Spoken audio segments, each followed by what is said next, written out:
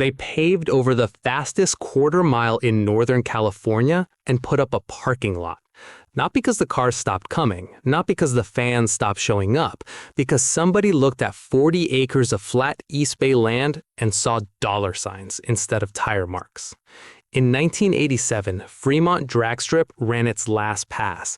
27 years of nitromethane thunder, of Friday night grudge matches, of guys who worked factory jobs all week and became heroes for 11 seconds on Saturday night. Gone. Replaced by the kind of development that makes a city planner smile and makes everyone else forget what used to matter about a place. This is legacy motoring, and I spend way too much time thinking about the tracks we lost and the culture that disappeared with them. If you're someone who cares about drag racing history, about the places where speed meant something personal, make sure to hit the subscribe button and give this video a thumbs up if this helps you out. Here's the thing about Fremont Drag Strip. To understand what it was, you have to understand what it wasn't. It wasn't Pomona. It wasn't Indianapolis Raceway Park. It wasn't one of the big national facilities that got television contracts and corporate sponsorship and survived into the modern era. Fremont was a regional track. Bleachers, a timing tower, a pit area where you could wrench on your car before your run. Nothing fancy, nothing polished, and that's exactly what made it irreplaceable. Let me take you back to 1959. The Bay Area looked nothing like it does today. Silicon Valley was not Silicon Valley. It was orchards, it was canneries, it was flat land stretching out in every direction through Alameda County, the kind of open space that made a certain kind of person look at a long straight stretch of earth and think one thing: we could run cars on that. America in the late 1950s was a country drunk on speed. The war was over. The boys who came home brought mechanical knowledge with them, skills learned maintaining tanks and bombers and jeeps in conditions that would have broken lesser men. The factories that had built military hardware retooled for automobiles, and Detroit entered a horsepower war with itself that produced some of the most magnificent engines ever bolted into a passenger vehicle. By 1962, you could walk into a Chevrolet dealership and drive out with a 409 cubic inch V8 under your hood. Factory horsepower, available to anyone with a job and a down payment. The streets could not hold all that power. Literally, racing on public roads was killing people. Young guys with more horsepower than judgment were dying on two-lane highways outside every major city in the country. The solution, and this is the part that people forget, the solution was never to slow down. The solution was to build somewhere official to go fast. The National Hot Rod Association had been operating since 1951, turning what had been chaotic, dangerous, frequently fatal street racing into something with structure, rules, classes, timing equipment, safety requirements that at least attempted to keep people alive while they did extraordinarily dangerous things at extraordinary speeds. They needed tracks. Entrepreneurs across the country were happy to build them because the economics, while never comfortable, made a kind of sense. You could charge admission, you could sell concessions, you could collect entry fees from racers, you could run events every weekend from March through October, and if the weather cooperated and nobody got killed and your timing equipment didn't break down at the wrong moment, you might actually make enough to keep the lights on and put something away for the off-season. Barely. But barely was enough for people who loved what they were doing more than they loved profit margins.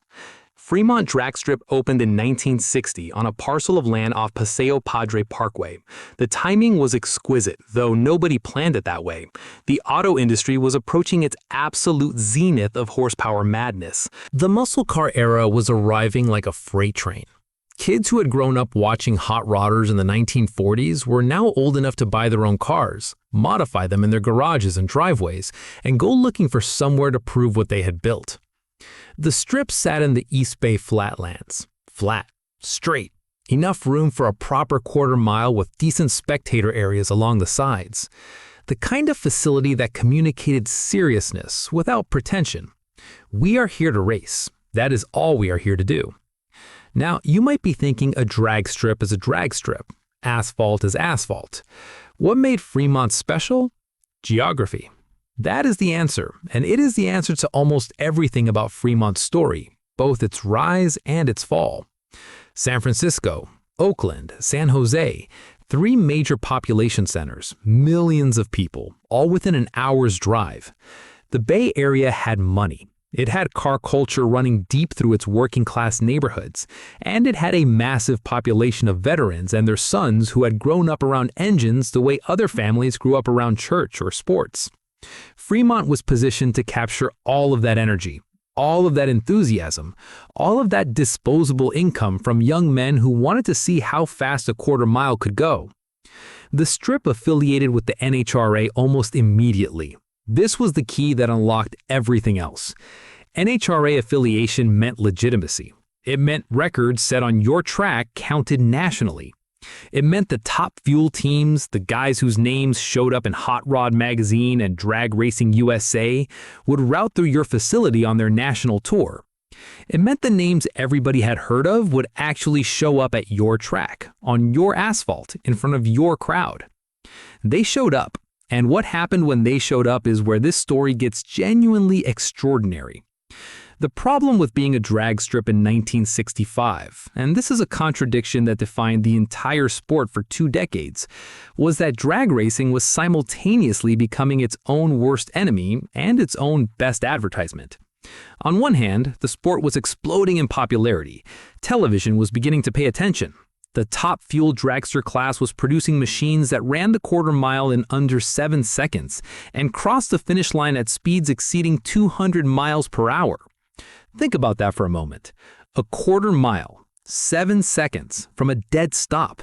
This was genuinely incomprehensible to the average person standing alongside the track. The sound alone was something you experienced physically before you processed it intellectually. You felt it in your chest cavity, in your teeth, in the back of your skull. Then your ears caught up and told you what your body already knew. Something impossibly powerful just happened right in front of you. On the other hand, and this is where it gets really uncomfortable, that kind of power was genuinely, catastrophically dangerous. Not in a manageable way, not in a we can engineer around this way, in a bodies on the track way. The nitromethane fuel that powered the top cars was so volatile, so chemically aggressive, that engines did not simply fail, they detonated. Superchargers would come apart and send fragments of aluminum into the spectator areas. Drivers survived crashes that defied every law of physics and common sense. Drivers died in crashes that looked, from the outside, completely survivable. The sport was threading a needle between spectacle and catastrophe every single weekend, and it did not always thread it cleanly. Fremont saw both sides of this equation up close. The spectacle brought the crowds. Thousands of people on Friday and Saturday nights, paying their admission, standing alongside a quarter mile of asphalt while 6,000 horsepower machines launched off the starting line hard enough to lift their front wheels completely off the ground for the first 60 feet. The visual was staggering. The noise was a physical assault. The smell of nitromethane, sweet and sharp and chemically wrong, hung in the air like something alive. There was nothing else like it in American entertainment. Nothing. The danger meant constant investment, better guardrails, better fire suppression systems, better timing equipment. Safety improvements that cost money the track did not always have. The economics of a regional drag strip in the 1960s and 70s were never what anyone would call comfortable. Admission revenue, vendor fees, racer entry fees, these revenue streams barely kept the operation functional. One bad season of weather, one serious accident, one equipment failure at the wrong moment, and the margins evaporated. Fremont survived because of its location and because of the quality of events it could attract. Here's what most people do not realize about Fremont's significance. By the mid-1960s, the Strip was hosting NHRA divisional meets. These were not casual weekend events. These were competitive, sanctioned competitions that drew the serious regional racers and the touring national teams simultaneously. The names that came through Fremont read like a Hall of Fame roster. Don Garlits, the man who essentially invented the modern rear-engine top-fuel dragster, ran at Fremont. Don Prudhomme, the Snake, one of the most successful funny car drivers in the history of the sport, made passes down that quarter mile. Tom McEwen, the mongoose, Prudhomme's famous rival and the man who pioneered corporate sponsorship in drag racing, was a regular presence. These were the names on the magazine covers, the names kids had taped to their bedroom walls. When they showed up at Fremont, the bleachers filled, the parking lot overflowed. The energy was something you could feel in the air before the first pair staged. But here's the thing, and this is the part of the Fremont story that matters most and gets talked about least. The Strip developed its own culture, entirely separate from the national touring shows, and that culture was built by people whose names never appeared in any magazine. Friday night grudge racing, local guys showing up with cars they had built themselves, lining up against opponents they had been racing against for years, running for whatever was on the table, money sometimes, pride always. Reputation, which in the world of local drag racing was worth more than either. These were not the polished, corporate-sponsored national-class machines. These were street cars with modifications, bracket racers who spent their weekdays working factory jobs or turning wrenches in shops or running small businesses, and spent their weekends pursuing something that made everything else worth enduring. The 1968 Chevelle with the built 454 that some machinists from Oakland had been working on for 3 years, sourcing parts from swap meets, borrowing machine time after hours, measuring and remeasuring until every tolerance was exactly where he wanted it. The Plymouth Barracuda running a 4-speed that some kid from Hayward had saved up for since he was 16, washing dishes and mowing lawns and putting every spare dollar into a car that represented everything he wanted to be. These people were not competing for national championships. They were competing for the story they would tell at work on Monday morning. Fremont gave them a place to earn that story. And the track's management knew them by name, knew their cars, knew their rivalries, knew which matchups would get the crowd on its feet and which would settle an argument that had been simmering in a parking lot for 6 months. This was community in the most genuine sense of the word. Not marketed, not branded, not optimized for engagement metrics, just people who shared an obsession showing up at the same place on the same night to do the thing they loved alongside other people who loved it too. Now let me talk about what was actually happening under the hood at Fremont, because the technical evolution of drag racing from 1960 to 1987 is one of the most remarkable engineering stories in the history of motorsport, and tracks like Fremont were where that story played out in real time. A top-fuel dragster in 1960 was running a supercharged, fuel-injected nitromethane engine producing somewhere around 2,000 horsepower. The car weighed approximately 1,700 pounds. Power-to-weight ratio, roughly 1.2 horsepower per pound. Quarter-mile elapsed time, somewhere around 8 seconds. Top speed, near 180 miles per hour. By 1975, the same class of car was producing between 4,000 and 5,000 horsepower from a 500 cubic inch Chrysler Hemi-based engine. The quarter mile had dropped to under 6 seconds. Top speed was approaching 250 miles per hour. Let those numbers settle in your mind for a moment. In 15 years, horsepower roughly doubled. Elapsed time dropped by nearly 2.5 seconds. Top speed increased by 70 miles per hour. This was not incremental improvement. This was a fundamental reinvention of what an internal combustion engine could do, happening in real time, on tracks exactly like Fremont, in front of crowds who watched the impossible become routine, and then watched routine become impossible again the following season. The fuel itself was the central variable, and this is where it gets really interesting from an engineering perspective. Nitromethane is not gasoline. It is not even in the same category as gasoline. Gasoline requires oxygen from the ambient air to combust. The air-fuel ratio for gasoline is approximately 14.7 to 1 by weight. Nitromethane contains oxygen as part of its molecular structure. Its stoichiometric ratio is approximately 1.7 to 1. That means you can inject dramatically more fuel per combustion cycle, extract dramatically more energy per explosion, and produce dramatically more power per cubic inch of displacement. A top fuel engine running on nitromethane consumes roughly 15 gallons of fuel per quarter-mile run. 15 gallons in under 4 seconds at today's performance levels. Your commuter car might achieve 30 miles per gallon on the highway. A top-fuel dragster achieves approximately 150 feet per gallon at full throttle. The engines produce so much thermal energy that the cylinder heads would literally glow orange between runs. The oil in the crankcase would sometimes spontaneously ignite from conducted heat. Supercharger failures, when they occurred, were not mechanical inconveniences. They were explosions. The blower would separate from the intake manifold and launch vertically, sometimes 20 or 30 feet into the air, trailing fragments of aluminum and magnesium that could and did injure spectators. The NHRA safety regulations from the 1960s through the 1980s read like a document written by someone who had personally witnessed every conceivable catastrophic failure mode occur in sequence and was desperately trying to prevent them from occurring again the following season. The burst panels on modern superchargers exist because of what happened at tracks like Fremont. The titanium shields behind the blower exist because of what happened at tracks like Fremont. The parachute deployment requirements, the fire suppression systems, the roll cage specifications, all of it traces back to specific incidents at specific tracks where specific things went catastrophically wrong, and the sport responded by trying to make them go less wrong next time. At Fremont, the cars that appeared for divisional events represented the genuine state of the art.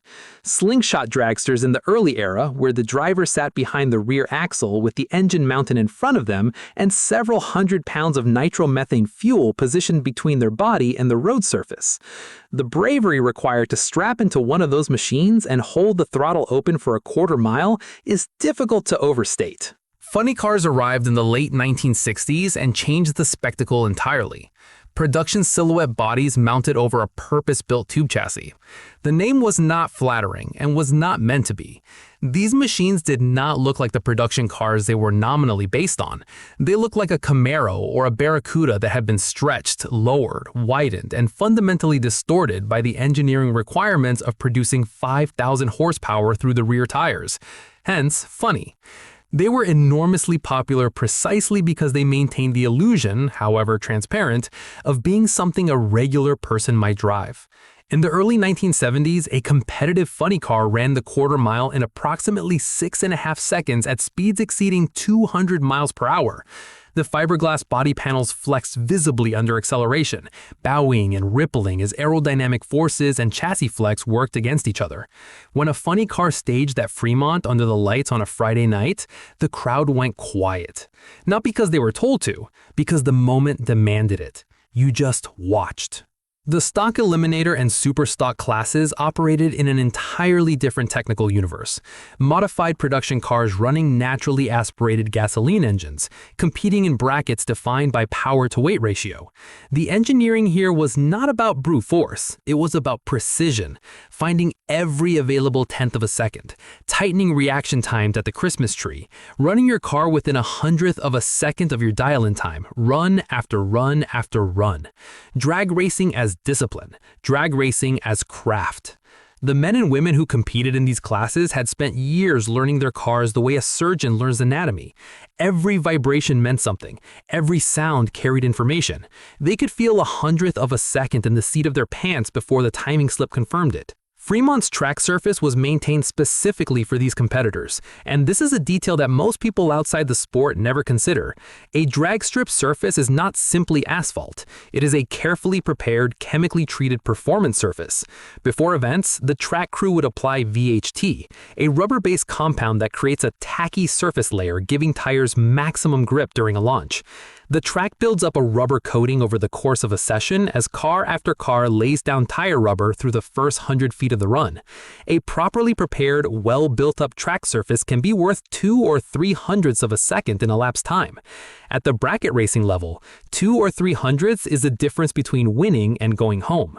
Fremont's prep crew knew their track with an intimacy that took years to develop. They knew which lane was naturally faster. They knew how temperature and humidity affected grip. They knew what the first few pairs of the evening would feel like and how the surface would change as the night progressed and the rubber built up. That institutional knowledge was one of the most valuable things Fremont possessed, and it was one of the things you absolutely could not replicate once the place was gone. You could build another quarter mile of asphalt somewhere else. You could not build 27 years of accumulated understanding of how that specific quarter mile behaved under every conceivable condition.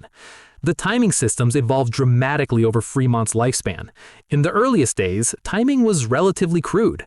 Photocell-based systems measuring elapsed time and speed to limited precision. By the late 1970s, sophisticated electronics measured performance to the thousandth of a second. Christmas tree starting systems, which replaced human flagmen in the mid-1960s, became universal. The full tree sequence, 3 amber lights dropping in succession before the green, became the visual heartbeat of the sport. Reaction time, the interval between the green light illuminating and the car leaving the starting line, became as important as raw horsepower. The best bracket racers at Fremont could consistently react to the green light in under 0.15 of a second, 0.015, faster than most humans can complete a blink reflex. This was the technical world Fremont hosted for nearly 3 decades, not exclusively the big national events with television cameras and corporate hospitality tents. Every weekend, regular people showing up with cars they had built in their own garages, running elapsed times that would have been considered professional-level performance 15 years earlier, competing against opponents who had been doing this just as long and knew their own equipment just as thoroughly. The track was the constant. The people changed. The cars evolved. The technology advanced. The track stayed, absorbing it all, building up its layers of rubber and memory and institutional knowledge one Friday night at a time. Here is where things started going sideways for Fremont, and the important thing to understand is that it happened slowly, gradually, the way most irreversible changes happen. Nobody had to be obviously villainous for this to end badly. Nobody had to make a dramatically wrong decision. The Bay Area was transforming. The orchards and canneries and open flatland that had made the East Bay affordable and spacious and suitable for a drag strip were being systematically absorbed by suburban development. Fremont had incorporated as a city in 1956 and spent the subsequent 3 decades becoming exactly what a mid-century California suburb was designed to become: houses, schools, shopping centers, light industrial parks, infrastructure expanding outward from the city center in concentric rings of residential development, each ring bringing the population density closer to the drag strip's property line. The population of Fremont grew from approximately 22,000 in 1960 to over 150,000 by 1985. That is not a typo. The city's population increased nearly 7-fold in 25 years. The land around the drag strip, which had been largely open agricultural and industrial space when the track opened, filled in with residential neighborhoods. And residential neighborhoods meant one thing for a drag strip: neighbors. Look, drag strips and neighbors do not coexist. This was not unique to Fremont. Tracks across the entire country were encountering the identical problem during the same period. A drag strip produces noise, not ordinary noise, not the kind of noise you can mitigate with a sound wall or a schedule restriction. Extraordinary, physics-defying, genuinely dangerous noise. A top fuel car at full throttle generates sound pressure levels exceeding 150 decibels at close range. For reference, 150 decibels will cause immediate, permanent hearing damage without protection. The threshold of Kane is around 125 decibels. A top fuel car exceeds the threshold of pain by 25 decibels. And because decibels are measured on a logarithmic scale, that 25 decibel difference represents a sound roughly 300 times more intense than what causes physical pain. That sound does not respect property boundaries. It travels through walls, through closed windows, through the insulation and drywall of houses built a quarter mile away, a half mile away, a mile away. It reaches into the bedrooms of families who moved to the East Bay for quiet suburban living and did not anticipate that quiet being shattered every Friday and Saturday night by nitromethane-powered quarter-mile machines producing enough acoustic energy to register on seismographic equipment. Complaints, noise ordinances, city council meetings, letters from homeowners associations. The sequence was standard, predictable, and ultimately irresistible. Fremont's management tried to adapt. They worked with the city. They imposed sound restrictions on certain classes. They limited late-night running schedules. They cooperated. But here is the fundamental problem, and there is no engineering solution to it. You cannot meaningfully suppress the sound of a top fuel car. You can move the spectators. You can relocate the starting line. You can build walls. The physics of what a top fuel engine does to the air around it do not permit acoustic mitigation at any practical level. Meanwhile, and this is where the story becomes about arithmetic rather than culture, the land itself was appreciating at rates that made the drag strip's revenue look almost comical by comparison. This was Northern California in the early 1980s. The same economic forces that would eventually produce Silicon Valley were already driving property values upward.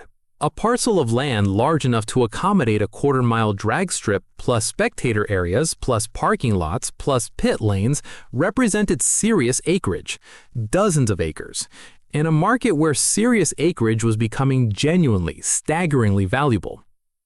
The strip had always operated on thin margins. The gap between what the land was worth to a real estate developer and what it was worth as a functioning drag strip was widening every year. By the mid-1980s, that gap had become a canyon. The car culture was shifting beneath the sport as well. The 1980s muscle car era bore little resemblance to the horsepower glory of the 60s and 70s. The fuel crisis of 1973 had changed everything. Emissions regulations tightened. Insurance companies raised premiums on high-performance vehicles to punitive levels. The factories responded by detuning their engines. A 1973 Camaro Z28 produced 245 horsepower from the factory. A 1980 Camaro Z28 produced 190. The raw, accessible, affordable factory horsepower that had filled Fremont staging lanes for 2 decades was disappearing from showroom floors. The next generation of car enthusiasts had different vehicles, different priorities, different relationships with speed.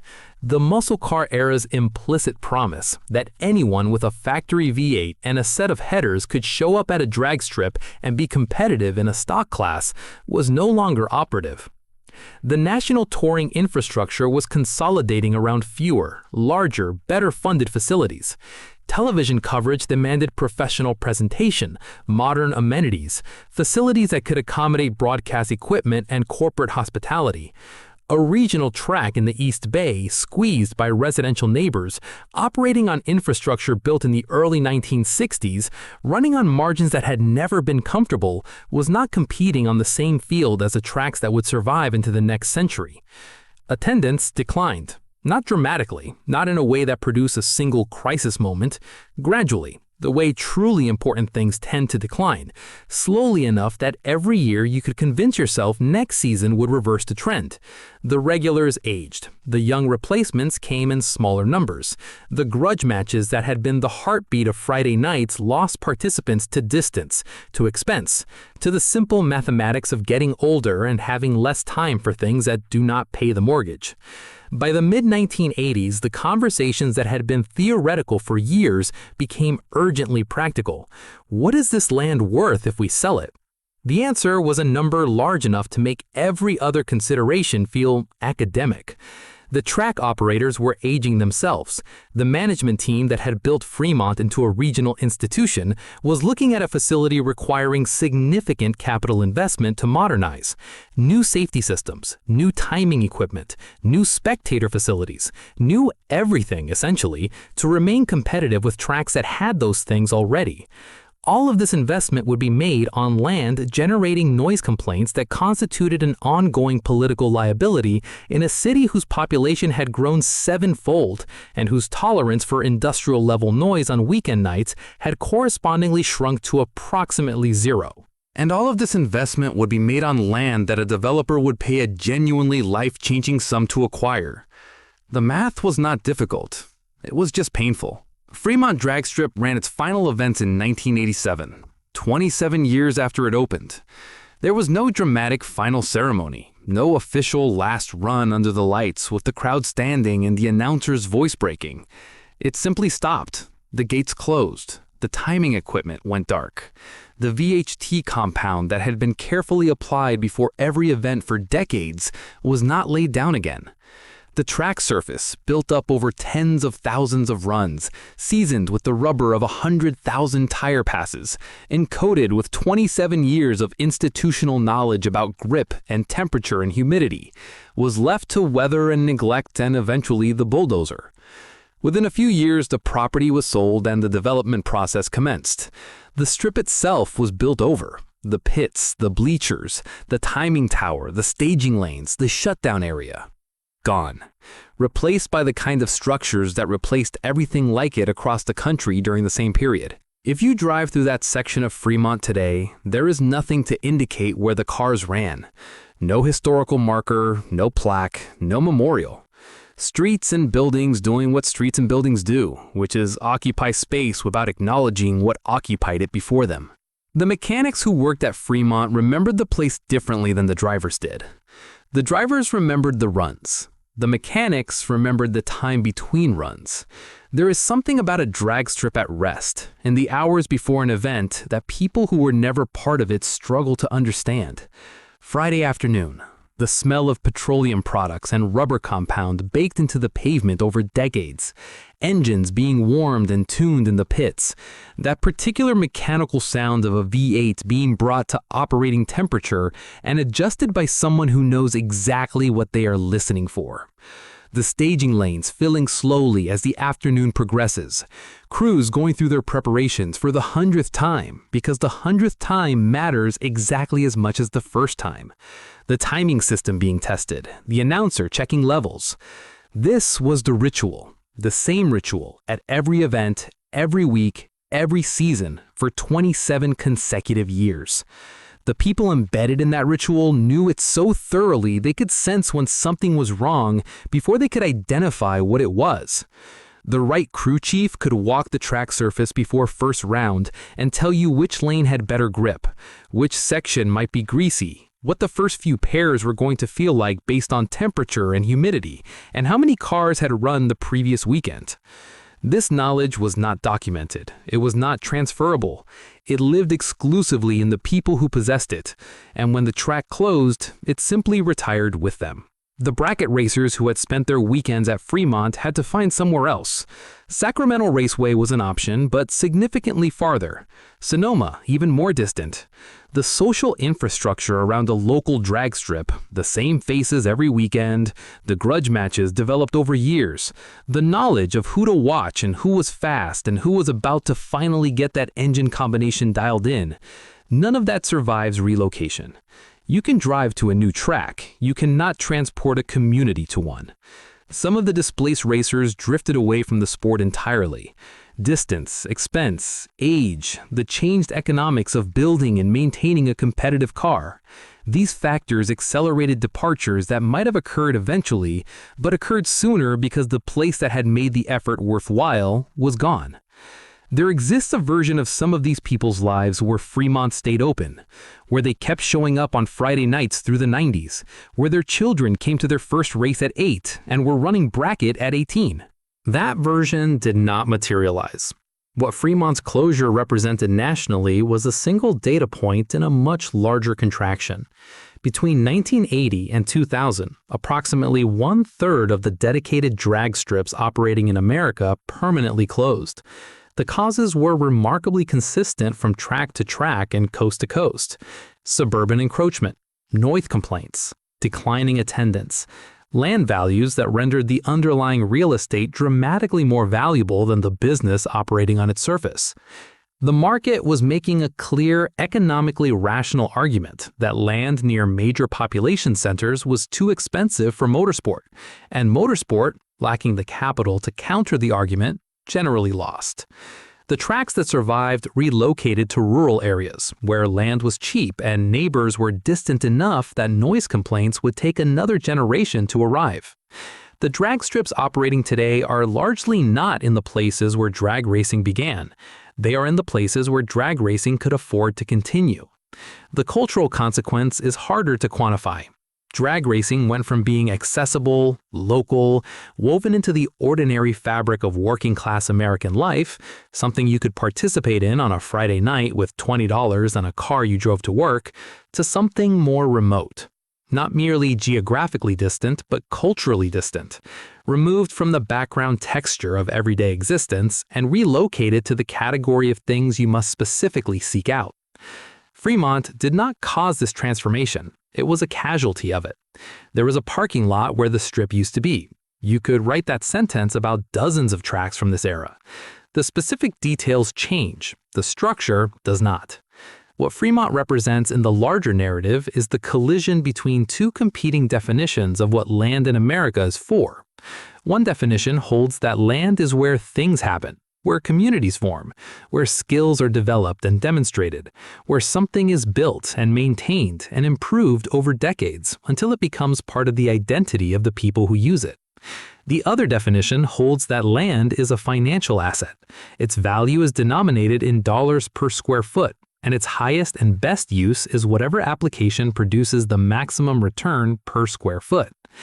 These definitions coexisted for a long time in suburban and semi-rural areas where land costs were low enough that the first definition could survive, even when it was not the most economically rational choice. You could operate a drag strip on 40 acres in 1960 because 40 acres in the East Bay cost what 40 acres in the East Bay cost in 1960. By 1987, those same 40 acres commanded a price that made the drag strip business look economically irrelevant by comparison. The people who owned the land were not villains for selling it. They were responding rationally to what the market told them. That is how most of these stories conclude. Not with malice, with arithmetic. The NHRA still operates. Drag racing still exists. National events attract tens of thousands of spectators. A modern top-field dragster runs the quarter mile in approximately 3.6 seconds at speeds exceeding 330 miles per hour. The engineering is almost incomprehensibly sophisticated compared to what ran at Fremont in the 1960s. But the Friday night grudge racing, the local bracket warriors, the $20 admission, and the guy you have been racing against for 6 years who finally got his Chevelle dialed in perfectly, that part has contracted significantly. Not vanished, contracted. Some of the cars from the Fremont era survive. You can find them at swap meets and garages, at the California Hot Rod Reunion in Bakersfield, where a specific generation of racing is honored every year. The people who raced at Fremont talk about it the way people talk about a place where they were most completely themselves. Memory is unreliable. The details people recall about close tracks are invariably more golden than the reality warranted. But the reality was good enough to deserve the memory. And that is not nothing. There is a lesson in the story of Fremont Drag Strip. The obvious lesson concerns land use, community, and what disappears when economic development displaces the things a community actually uses. That lesson is real and it is important. It is also incomplete. The less comfortable lesson is about what drag racing did not do. The sport did not build the political relationships that might have protected its facilities. It did not cultivate the next generation of enthusiasts with sufficient urgency. It did not adapt its economic model to survive in an increasingly expensive real estate environment. The national touring series survived and grew. The local infrastructure did not. You cannot build a Fremont drag strip in the Bay Area today. Not economically, not logistically, not politically. The land alone would cost more than 2 centuries of gate receipts could repay. The noise would generate lawsuits before the first car staged. But you can know it existed, that for 27 years, a piece of flat land in the East Bay hosted something that mattered deeply to thousands of people, that Don Prudhomme ran there, and that a machinist from Oakland also ran there, and that to the machinist it mattered exactly as much. That the things we build for community rather than profit tend to be the things people miss most fiercely when they are gone. And that the next time something like that exists near you, it might be worth a Friday night and $20 to show up before it becomes a parking lot too. Fremont Drag Strip, 27 years, 100,000 runs, thousands of racers. Then a zoning decision and a real estate transaction, and nothing left but the memories of the people who were there, and the faint trace of rubber compound worked into asphalt that eventually got paved over by people who never knew what they were paving over. If you ran at Fremont, or if your father did, or your grandfather, write it down in the comments. These local histories vanish unless the people who lived them put them somewhere permanent. And if you want more stories like this, tracks and engines and things that got built and ran beautifully for a while and then did not anymore, subscribe. We do this every day.